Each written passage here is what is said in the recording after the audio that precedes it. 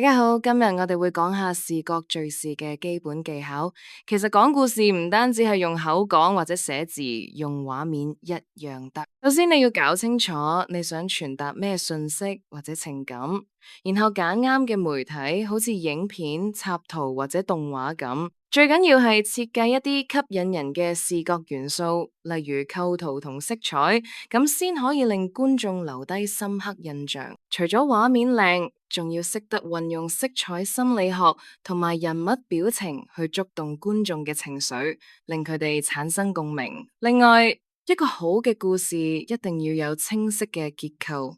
即係大家熟悉嘅起承轉合，觀眾需要理解故事嘅邏輯，所以適當嘅標題同簡短嘅說明都好重要，可以幫佢哋更快入戲。咁到底咩叫做一個故事呢？其實好簡單啦，就係由幾個項組成 who 人物、what 事件、when 時間、where 地點同埋 why 原因。你要塑造一個鮮明嘅主角，透過佢嘅性格同動機去推動劇情。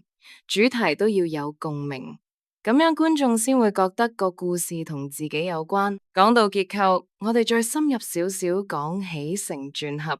起係故事嘅開始同觸發點，承係劇情嘅鋪排同發展，轉就係最緊張嘅高潮位，通常會有意想不到嘅變化，最後合就係結局。呢個係敘事嘅基本骨架。無論你寫咩類型嘅故事，呢個框架都好幫到手。好多時故事都係由一個靈感開始，可能係一句對話或者一個畫面，但係單有靈感唔夠，你要將佢分類做人物、背景或者情節。記住，故事係一個有機體，牽一發動全身。例如你設定主角係個高中生。咁佢嘅生活環境、煩惱同埋能做嘅事，就已經有個範圍喺度，唔可以亂嚟。設計角色嗰陣，如果你卡住咗，試下用3W 法：How 點樣做，Why 點解做，同 What 做咩事。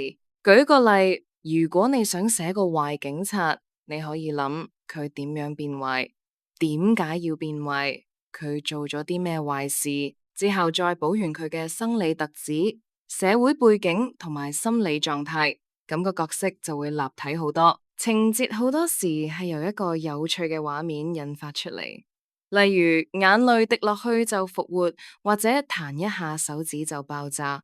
有咗畫面之後，又要問翻自己點解會咁，點樣做到，做完會有咩後果？透過不斷問問題，你就可以將一個單獨嘅畫面發展成一段有前因後果嘅情節啦。背景設定同樣重要，佢決定咗故事嘅氛圍。你要諗清楚，故事發生喺古代定未來，係香港定係外國。唔同嘅背景會衍生出唔同嘅情節，好似一個宅男喺女校讀書，同佢喺軍營生活遇到嘅困難同趣事肯定完全唔同，所以背景、人物同情節係互相影響緊嘅。有晒構思之後，唔好急住寫劇本，先寫個大綱。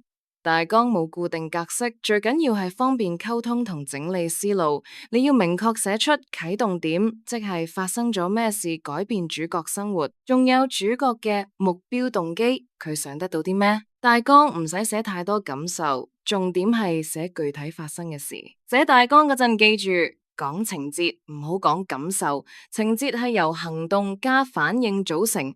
主角想要一樣嘢去做，遇到阻礙，再試，結果點樣？記住，衝突係戲劇嘅核心，一個接一個嘅阻礙，而且要越嚟越難，咁個故事先會好睇。觀眾先會想追落去。搞掂大綱就可以寫劇本啦。標準劇本通常用 Courier New 字體12號字，呢個係行規，因為咁樣排版大概一頁紙就等於1分鐘嘅戲。雖然中文好難做到咁準，但如果你想專業啲或者方便劇組預算時間，可以試下每寫完1分鐘嘅戲就換新一頁紙。劇本入邊有幾個關鍵元素。首先係場景描述，寫喺標題下面，話俾人知演員要做咩動作。然後係人物名稱，如果有對白，名就要加粗。最後係對白包括畫外音同獨白，清楚嘅格式可以令導演同演員一睇就明，拍攝嗰陣就更有效率。最後提提大家，劇本有時要標注轉場方式，好似淡入淡出咁，不過冇必要就唔使寫。今日講咗由視覺敘事概念到構思故事，再到寫劇本嘅流程，希望大家都可以試下動筆，創作出屬於你自己嘅精彩故事。下次見。